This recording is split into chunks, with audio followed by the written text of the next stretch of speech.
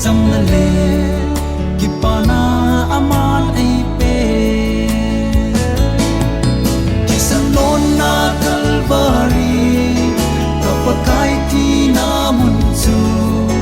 chăm na tui the ti san kei ga nu na ti san non na Calvary ka chon se che in a thi ling lu khu le sắp xếp na cross pu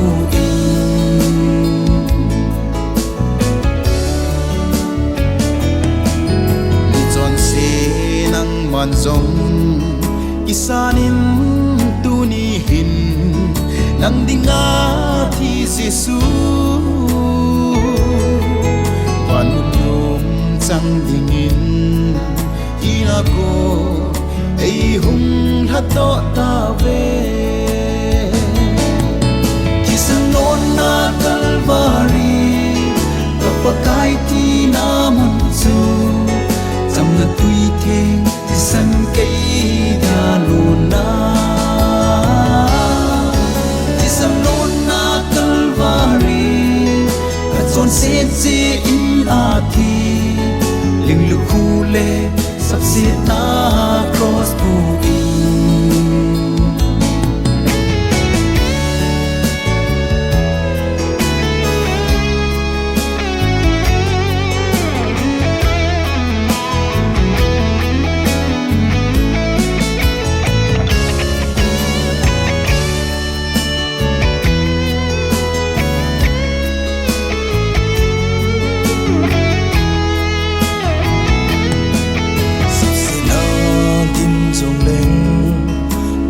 gió lên cái hình bè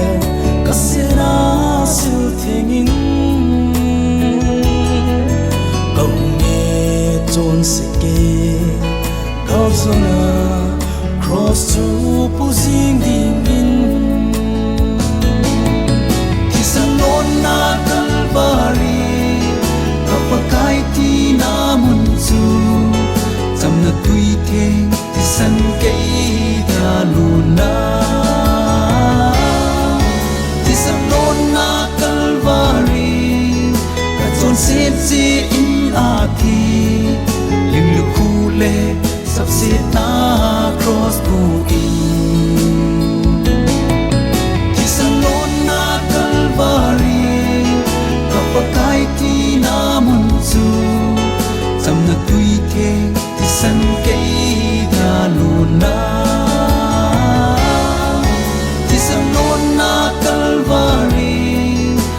xếp che in a thi ling lu khu le sắp xếp na cross pu in